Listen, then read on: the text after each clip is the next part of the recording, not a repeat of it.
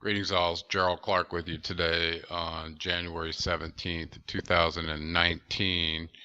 And I wanted to introduce you to an organization that I discovered when I was very young.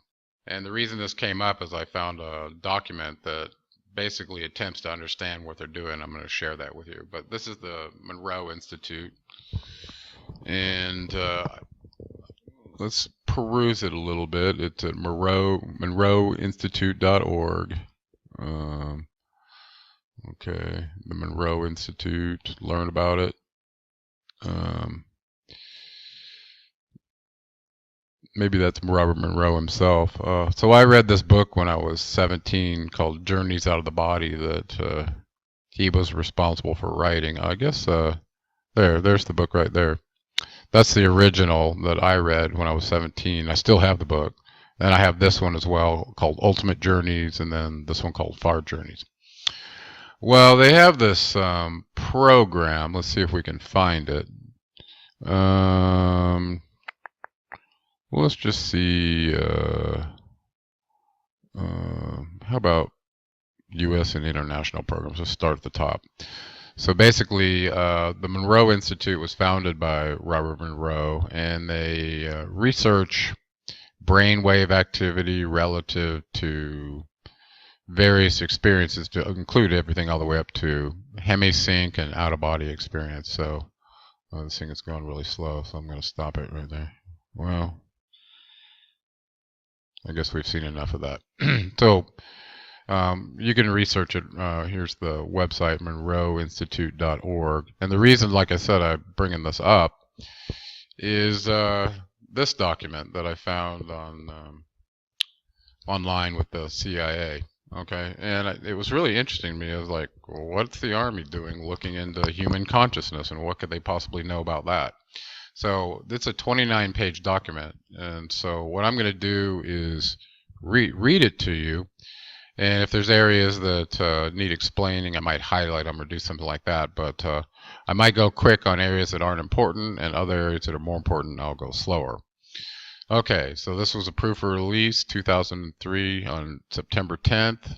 A CIA document, Department of the Army, U.S. Army Operational Group, U.S. Army Intelligence and Security Command, Fort George G. Meade, Maryland, 20755, written 9 June 1983. The subject is the analysis and assessment of this gateway process that's offered by the Monroe Institute. So this, can you imagine having this job? Okay, so your boss, the commander, number one, he says, and I'll tell you who it was in a minute, you tasked me to provide an assessment of the gateway experience in terms of its mechanics and ultimate practicality. As I set out to fulfill that tasking, it soon became clear that in order to assess the validity and practicality of the process, I needed to do enough supporting research and analysis to fully understand how and why the process works. Frankly, sir, that proved to be an extremely involved and difficult business. Initially, based on conversations with a physician who took the gateway training with me, I had recourse to the biomedical models developed by Itzhak Bentov to obtain information concerning the physical aspects of the process. Then I found it necessary to delve into various sources for information concerning quantum mechanics in order to be able to describe the nature and functioning of human consciousness. Wow. I had to be able to construct a scientifically valid and reasonably lucid model of how consciousness functions under the influence of the brain hemisphere synchronization technique employed by Gateway. Once this was done, the next step involved recourse to the theoretical physics in order to explain the character of the time-space dimension and the means by which expanded human consciousness transcends it in achieving Gateway's objectives. Finally, I again found it necessary to use physics to bring the whole phenomenon of out-of-body states into the language of physical science, to remove the stigma of its occult connotations and put it in a frame of reference suited to objective assessment. I began the narrative by briefly profiling the fundamental biomedical factors affecting such related techniques as hypnosis, biofeedback, and transcendental meditation, so that their objectives and mode of functioning could be compared in the reader's mind with the Gateway experience as the model of its underlying mechanics was developed. Additionally, that introductory material is useful in supporting the conclusions of the paper. I indicate that at times these related techniques may provide useful entry points to accelerate movement in the gateway experience. Niels Bohr, the renowned physicist, once responded to his son's complaints about the obtuse nature of certain concepts in physics by saying, "You're not thinking, you're merely being logical. The physics of altered human consciousness deals with some conceptualizations that are not easily grasped or visualized exclusively in the context of ordinary left-brain linear thinking." So, to borrow Dr. Bohr's mode of expression, parts of this paper will require not only logic, but a touch of right-brain intuition, insight to achieve a complete, comfortable grasp of the concepts involved. Nevertheless, once that is done, I'm confident that their construction and application will stand up to the test of rational critique. Paradoxically, having gone to such great lengths to avoid trying to render judgments based on an occult or dogmatic frame of reference, in the end I found it necessary to return, at least briefly, to the question of the impact of the gateway experience on common belief systems. I did so because although it was essential to avoid attempting to render an assessment in the context of such systems, I felt it was necessary, after having completed the analysis, to point out the resulting conclusions. Do not do any violence to the fundamental mainstream of either Eastern or Western belief systems. Unless that point is clearly established, the danger exists that some people will reject the whole concept of the gateway experience in the mistaken belief that it contradicts and is therefore alien to all they hold to be right and true. This study is certainly not designed to be the last word on the subject, but I hope that the validity of its basic structure and of the fundamental concepts upon which it is based will make it a useful guide for other USA INSCOM personnel who are required to take the gateway training or work with gateway materials.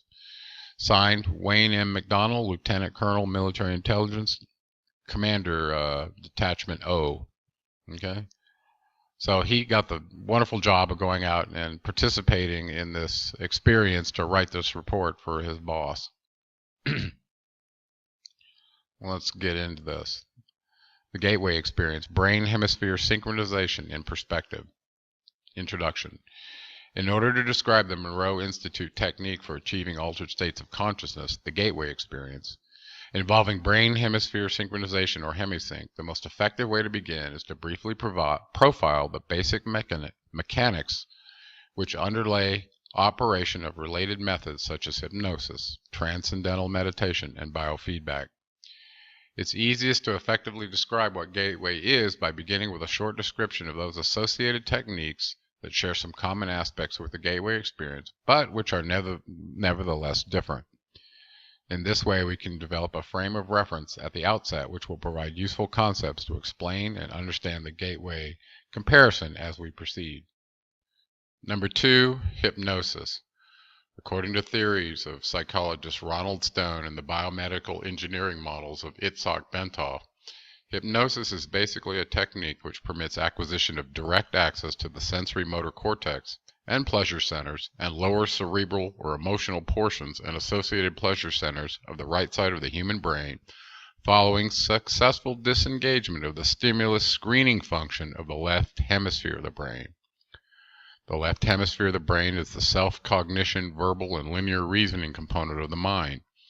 It fulfills the function of screening incoming stimuli by categorizing, assessing, and assigning meaning prior to allowing passage to the right hemisphere of the mind.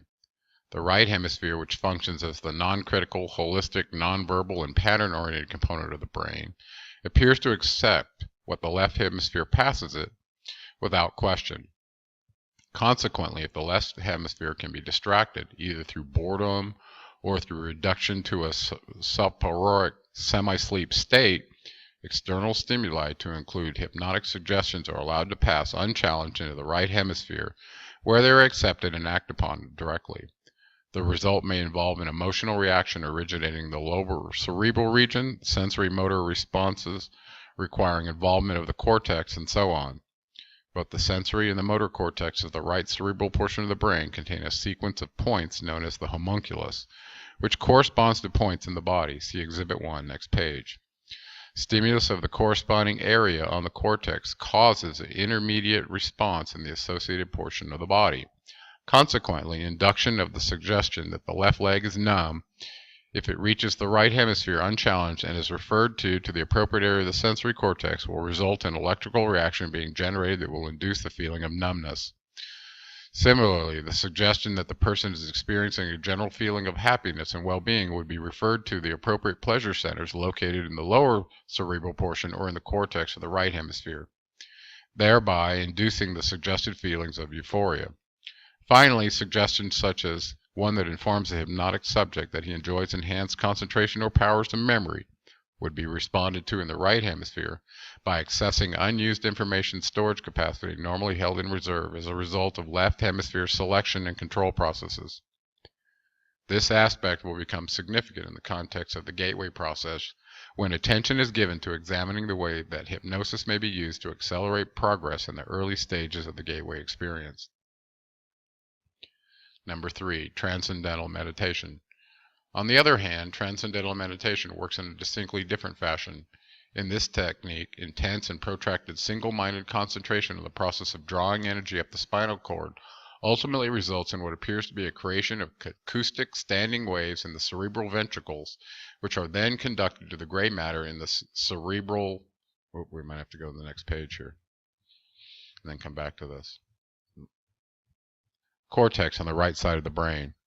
As a result, according to Bentov, these waves will stimulate and eventually polarize the cortex in such a way that will tend to conduct a signal along the homunculus, starting from the toes and on up.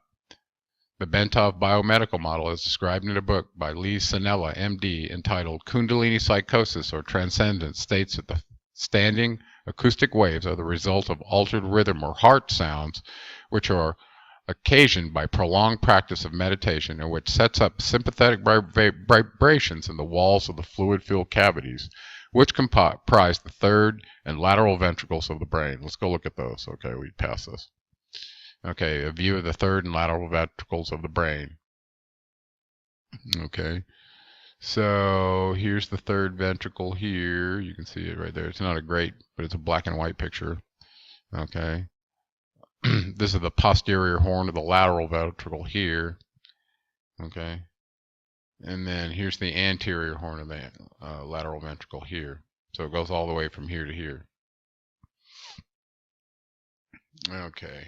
Let's see what this other picture shows. The motor and sensory cortex and the third lateral ventricles. Okay, so it kind of breaks out the lateral ventricles, third ventricle here, sensory cortex, motor cortex there. Okay, and there's the frontal lobe here. There's your pons, okay, your brainstem. Well, let's go look up this. Okay, they basically show a stimulus loop here. This will end up being very important as you look later. I like this drawing. This guy's head with his hand up here and a foot or something in there. I don't know what that's supposed to represent, but here's your third and lateral ventricles here, okay, in the brain. Here's your frontal lobe. Okay, and he describes these that he's pointing to as your pleasure centers. Okay, so this stimulus loop is very important. It has to do with unmanifested energy and the energy that we use in the stimulus loop that creates consciousness. You'll see that later. Let me go down a little bit. Okay, let's get on down here. Okay, let's continue. Okay, so we left off where these standing waves due to transcendental meditation end up as vibrations of the walls of fluid-filled cavities which comprise the third and lateral ventricles of the brain. In addition, according to Bentov, the states of bliss described by those whose Kundalini symptoms have completed the full loop along the hemispheres may be explained as the self-stimulation of the pleasure centers in the brain caused by the circulation of a current along the sensory cortex. Bentov also notes that most of the described symptoms start on the left side of the body, means that it is mostly a development occurring in the right hemisphere, although normally a period of meditation involving intense concentration and practice for 5 years or some is required to bring up the Kundalini. Bentov states that exposure to mechanical or acoustical vibrations in the range of 4 to 7 hertz, this falls in your brainwave region, for protracted periods may achieve the same effect. 4 to 7 hertz could achieve the same effect as meditating. Bentov cites as an example repeated riding in a car whose suspension and seat combination produce that range of vibrations or being exposed for long periods of time to these frequencies caused, for instance, by an air conditioning duct.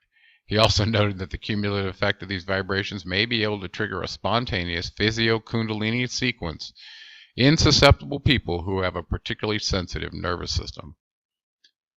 Number 4, biofeedback. The third consciousness-altering methodology, which will be briefly described, is biofeedback. Biofeedback is somewhat unique in that it actually employs the self-cognitive powers of the left hemisphere to gain access to such areas of the right brain as the lower cerebral, motor, and sensory cortices and associated pain or pleasure centers. Instead of suppressing the left hemisphere as is done in hypnosis, or largely bypassing and ignoring it as it is done in Transcendental Meditation, biofeedback teaches the left hemisphere first to visualize the desired result and then to recognize the feelings associated with the experience of successful right hemisphere access to the specific lower cerebral cortex, pain or pleasure or other areas in the manner needed to produce the desired result. Special self-monitoring devices such as the digital thermometer are used to inform the left brain when it succeeds in keying the right hemisphere to accessing the appropriate area. Once this is done, the left brain can then repeatedly instruct the right brain to reestablish the pathways involved so as to produce the same external objective measures of success. In this way, the pathways are strengthened and emphasized to such an extent that left brain consciousness is enabled to access appropriate areas in the right brain using a consciousness demand mode. For example, if the subject wishes to increase the circulation in the left leg in order to speed up healing, he may concentrate with his left brain on achieving that result while carefully monitoring digital thermometer connected to the left leg. When the concentrated effort begins to achieve success, the digital thermometer will register an increase in the temperature of the left leg. At that point, the subject can mentally, left brain, associate that sensation experience with the result achieved and can begin to emphasize by memory recall the same process to cause its strengthening by affirmation and repetition. In this way, pain can be blocked, healing can be enhanced, malignant tumors can apparently be suppressed and ultimately destroyed. The body's pleasure centers can be stimulated, and a variety of specific physiological results may be achieved. In addition, biofeedback may be used to greatly accelerate achievement of deep meditative states, particularly for beginners who have no experience in meditative techniques and whose progress is that methodology is enhanced through effective visualization and external objective affirmation. Display of the subject's brainwave pattern on a cathode ray tube has proven to be a laboratory validated means by which subjects may quickly learn to place themselves in a profoundly relaxed state characterized by the sort of quietude and singularity of mental focus associated with advanced meditation. Number 5, Gateway and Hemisync.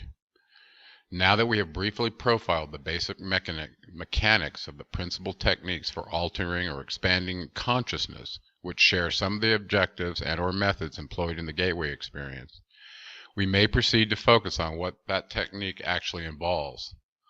Fundamentally, the gateway experience is a training system designed to bring enhanced strength, focus, and a coherence to the amplitude and frequency of the brainwave output between the left and right hemispheres, so as to alter consciousness, moving it outside the physical sphere to that ultimately escape even the restrictions of time and space. The participant then gains access to the various levels of intuitive knowledge which the universe offers. What differentiates the gateway experience from forms of meditation is its use of the Hemisync technique, which is defined in a monograph by Monroe Institute trainer Melissa Yeager as a state of consciousness defined when the EEG patterns of both hemispheres are simultaneously equal in amplitude and frequency.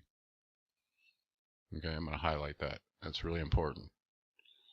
Okay, so Hemisync is a state of consciousness defined when the EEG patterns of both hemispheres are simultaneously equal in amplitude and frequency. Okay, that's what they're working for. Although Hemisync seems to be rather rare and only of short duration in ordinary human consciousness, Melissa Yeager states that audio techniques developed by Bob Monroe can induce and sustain Hemisync with the Institute's basic Focus 3 tapes. She also notes that studies conducted by Elmer and Alice Green at the Menninger Foundation have shown that a subject with 20 years of training in Zen meditation could consistently establish Hemisync at will, sustaining it for over 15 minutes. Let me highlight that. Okay, that's amazing. So this is for my buddy Julian, who's we're going to talk about some of this on Friday, tomorrow. So, so people in Zen training, after 20 years of experience, could establish this Hemisync frequency at will for 15 minutes. Okay. Now, Dr. Stuart Tremlow, a psychiatrist and research associate of the Monroe Institute, reports that in our studies of the effects of the Monroe tape system on brain waves, we have found that the tapes encourage the focusing of brain energy. It can be measured with a light bulb in watts into a narrow and narrower frequency band. This focusing of energy is not unlike the yoga concept of one-pointedness, which we may translate in Western terms as single-mindedness. Okay, this is your left brain. Dr. Tremlow goes on to observe that the individual gets into the tape beyond focus 3. There is a gradual increase in brain wave size, which is a measure of brain energy or power. Lamp versus laser, number 6. Melissa Yeager uses a metaphor to help clarify the process involved in the use of Hemisync in the gateway experience. She points out that the human mind in its natural state may be likened to an ordinary lamp which expends energy in the form of both heat and light, but in a chaotic, incoherent way which diffuses its energy over a wide area rather than limited depth. On the other hand, the human mind under the discipline of Hemisync acts after the fashion of a laser beam which produces a disciplined stream of light. Okay, let's highlight that. Okay, so this is a function of coherency of light at the same wavelength and amplitude. The stream of energy is projected with total coherence of both frequency and amplitude, such that the surface area of a laser beam contains billions of times the concentrated energy found in a similar surface area on the sun.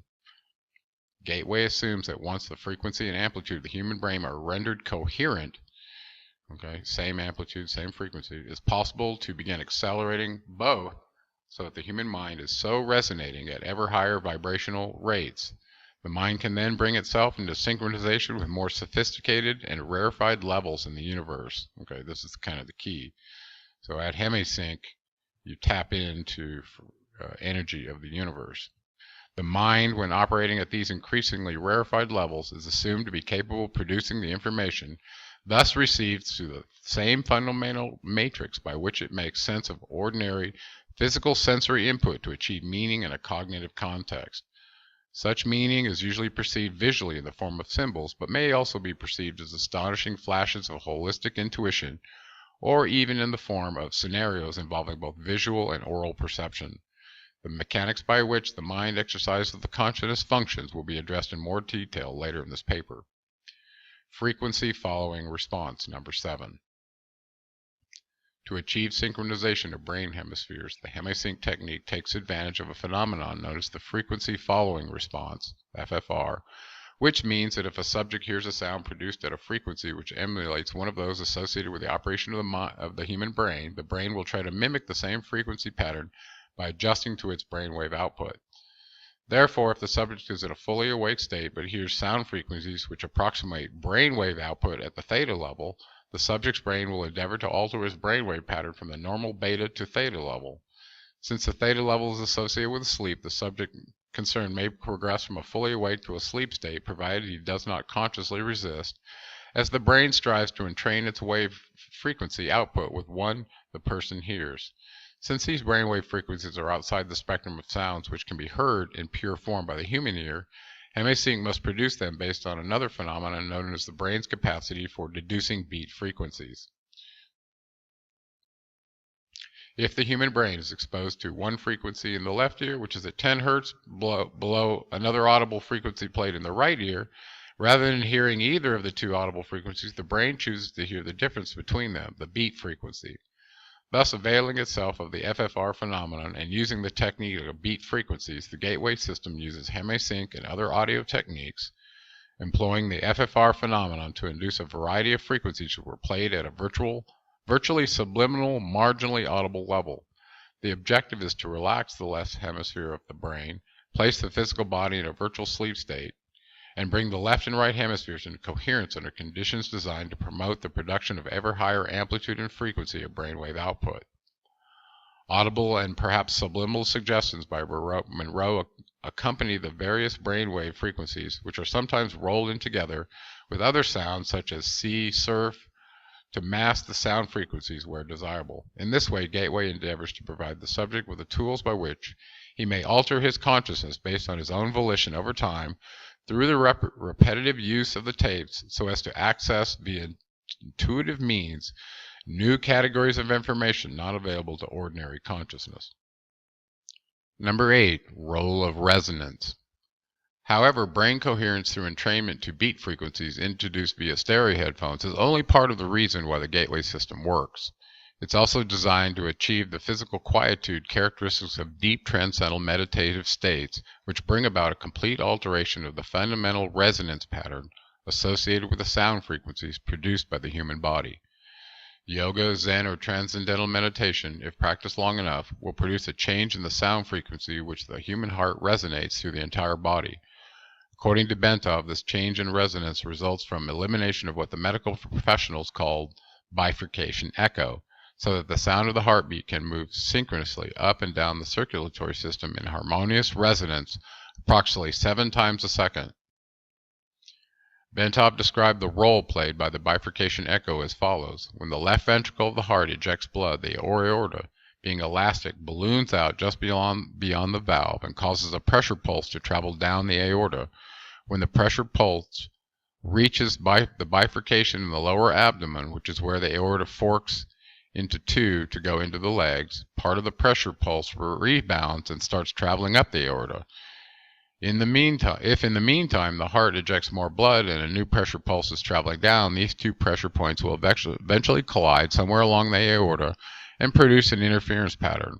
By placing the body in a sleep-like state, the Gateway tapes achieve the same goal as meditation in that it places the body in such a profoundly relaxed state that the bifurcation echo slowly fades away as the heart lessens the force and frequency with which it pushes blood into the aorta. The result is a regular, rhythmic, sine wave pattern of sound which echoes throughout the body and rises up into the head in a sustained resonance. The amplitude of this sine wave pattern, when measured with sensitive seismograph-type instruments, is about 3 times the average of the sound volume produced by the heart when it is operating normally. Brain stimulation, number 9. Bentov's biomedical model shows that this resonance is of considerable importance since it is directly transmitted to and impacts upon the brain.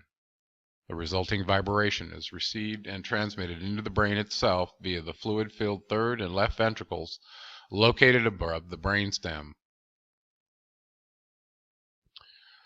The resulting vibration is received and transmitted into the brain itself via the fluid-filled third and left ventricles located above the brainstem. I repeated that and highlighted it because I think that's really important. This, I think, is what produces some of the sounds in your head. An electromagnetic pulse is then generated, which stimulates the brain to raise the amplitude and frequency of brainwave output, just as Dr. Tremlow observed in his research on the effects of Hemisync tapes.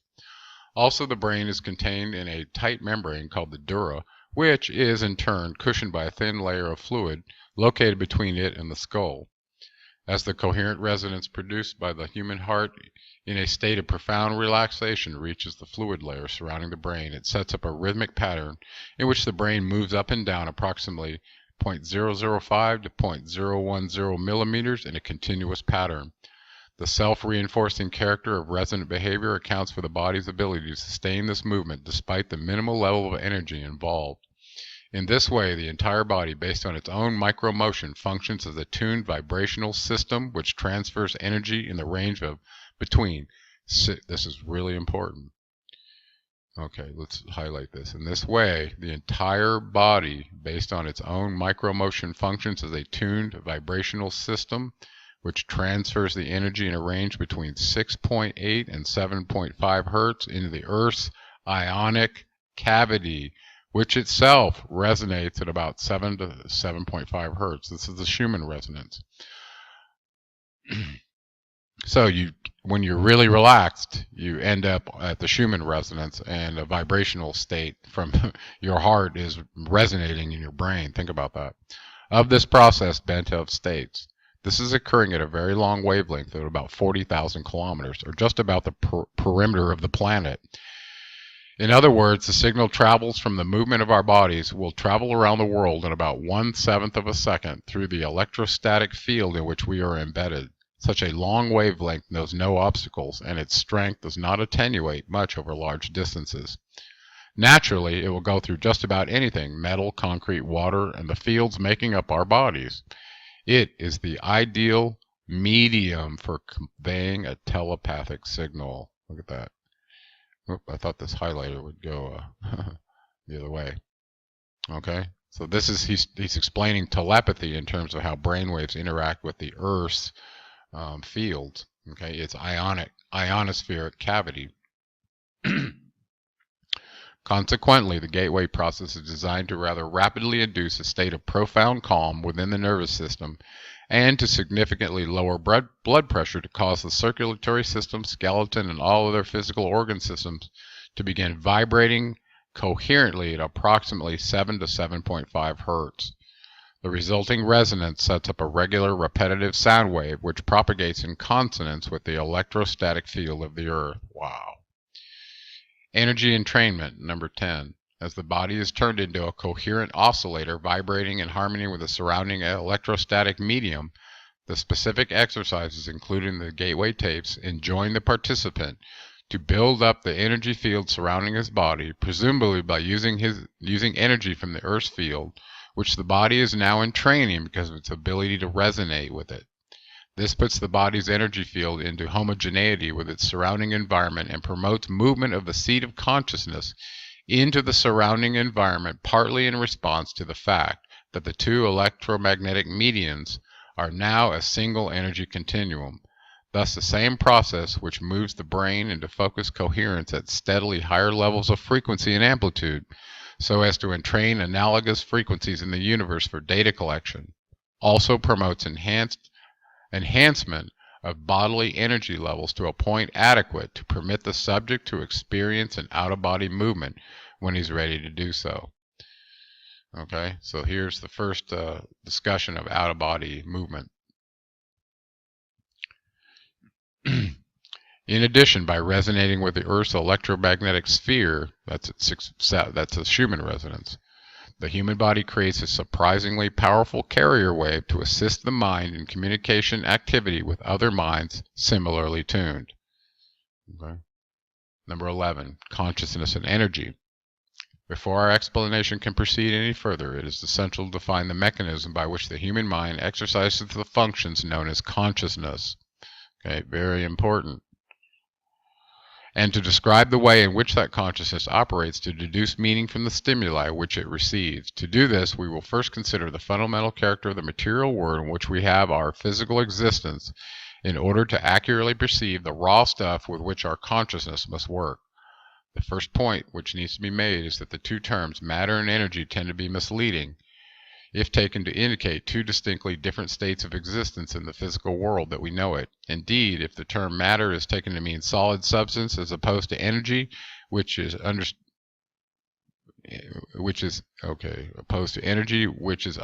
to mean a force of some sort, then the use of the former is entirely misleading. He's talking about matter.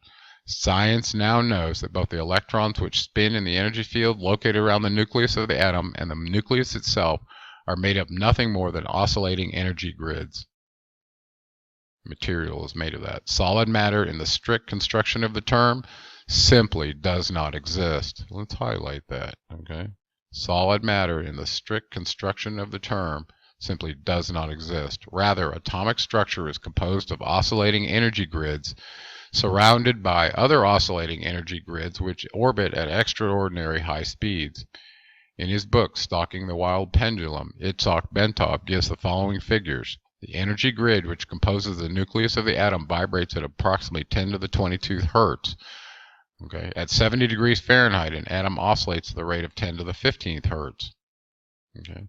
An entire molecule composed of a number of atoms bound together in a single energy field vibrates in the range of 10 to the 9th hertz.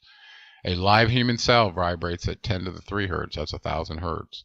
The point to be made is the entire human being, brain, consciousness, and all is, like the universe which surrounds him, nothing more or less than an extraordinary complex system of energy fields.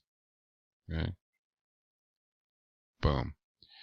The so-called states of matter are actually variances in the state of energy, and human consciousness is a function of the interaction of energy in two opposite states, motion versus rest. This is really important right here. Okay. The so-called states of matter are actually variants in the state of energy, and human consciousness is a function of the interaction of energy in two opposite states, motion versus rest, in a manner described in the following paragraph. Item 12, holograms.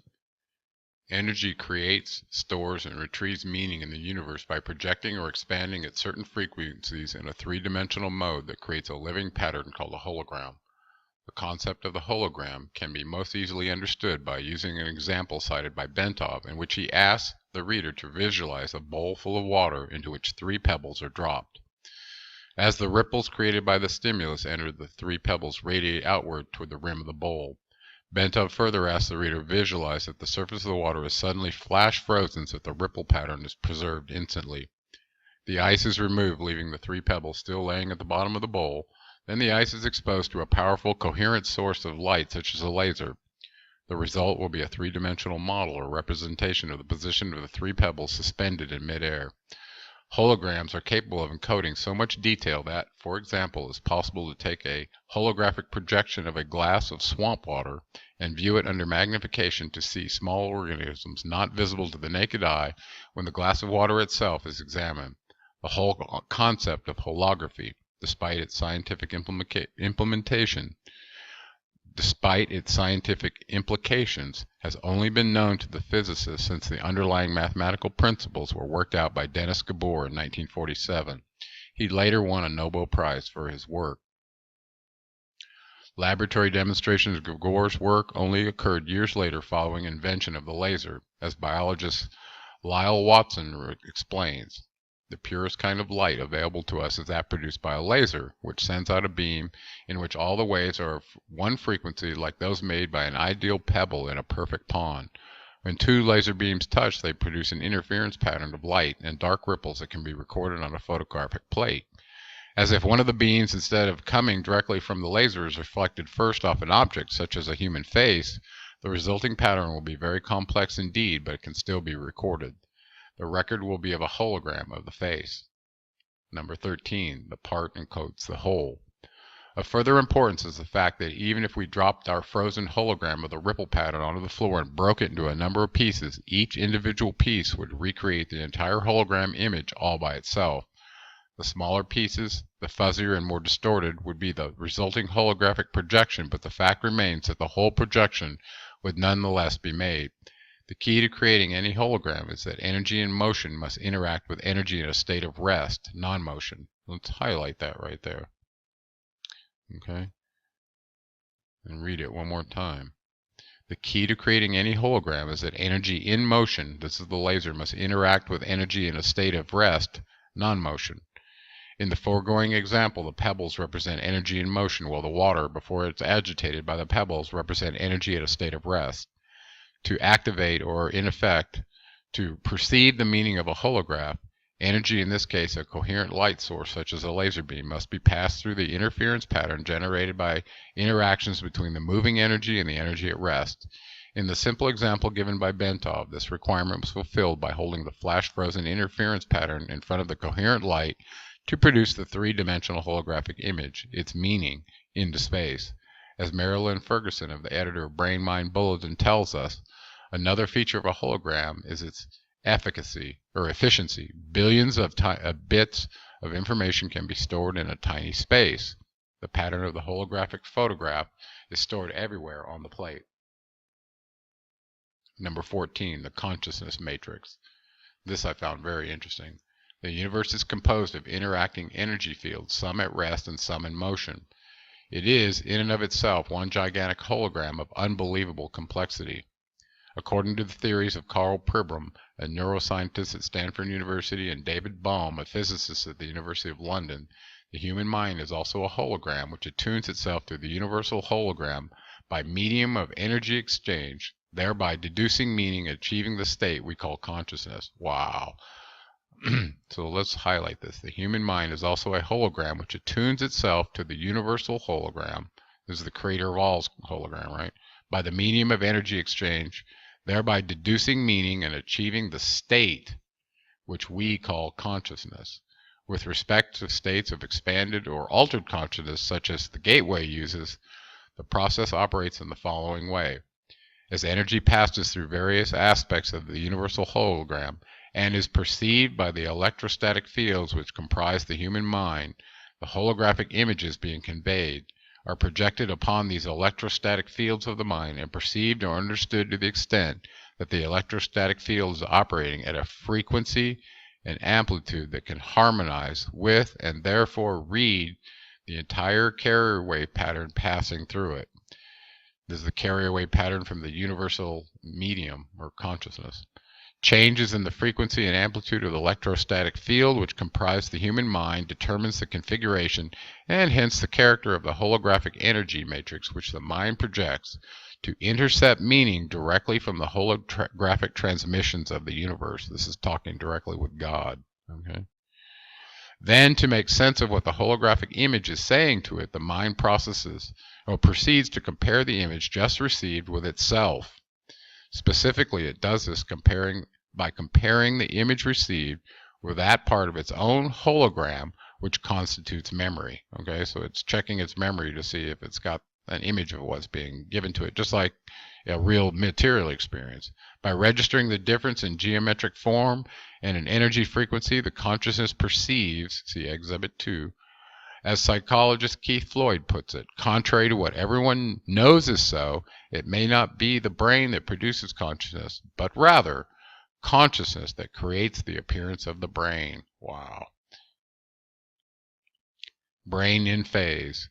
The consciousness process is most easily envisaged if we picture the holographic input with a three-dimensional grid system superimposed over it, such that all the energy patterns contained with it can be described in terms of three-dimensional geometry using mathematics to reduce the data to two-dimensional form.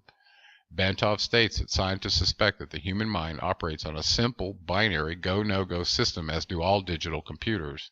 Therefore, once it superimposes a three-dimensional matrix over holographic information, it wishes to interpret and reduces that information mathematically to two-dimensional form, it can completely process it without using fundamental binary systems, just as any computer made by the hand of man can process volumes of data and make various comparisons between the data and information stored in its digital memory. Our minds operate in the same way, perceiving by comparison only. Bentov states the proposition this way. Our whole reality is constructed by constantly making such comparisons.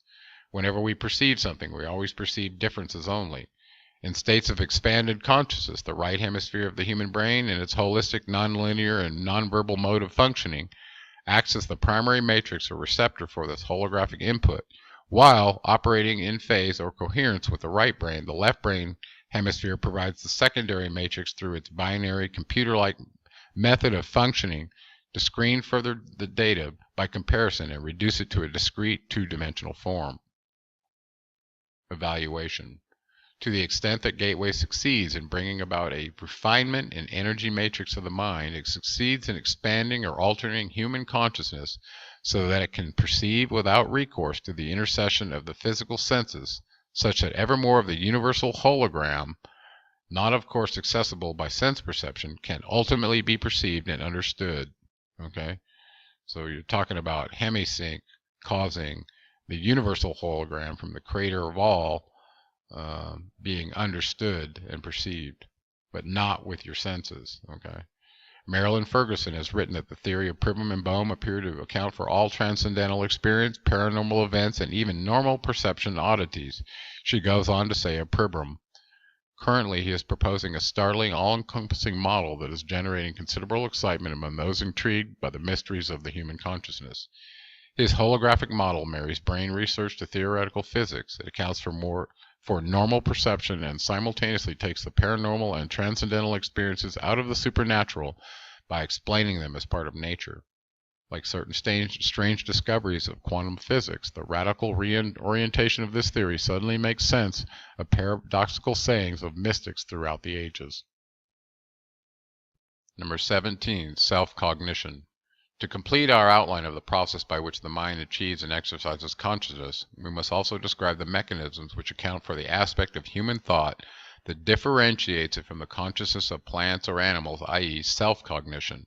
Humans not only know, but they know that they know. They are able to monitor the process of their own thinking and maintaining an awareness of it. Moreover, they can conduct a comparative, let's go down here to the next page and read that, and then we'll come back. Assessment, evaluating the functioning of their thought process against various objective standards they have adopted. Human consciousness can do this because it has the capacity to duplicate aspects of its own hologram, project them out, perceive that projection, put it through comparison with the memory aspect, where its evaluation standards of measure are stored, of its own hologram, and measure or sense the differences using three-dimensional geometry, then binary go-no-go pulse to yield verbal cognition about the self. Let's go look at this picture here that they have up here. Okay, it's just showing you the conscious energy grid. The left hemisphere conscious grid acts like the mind's computer software to reduce input from the right hemisphere to verbal symbols and concepts. The right hemisphere reduces three-dimensional holographic images to two-dimensional go-no-go forces. Okay. Time, space, dimension.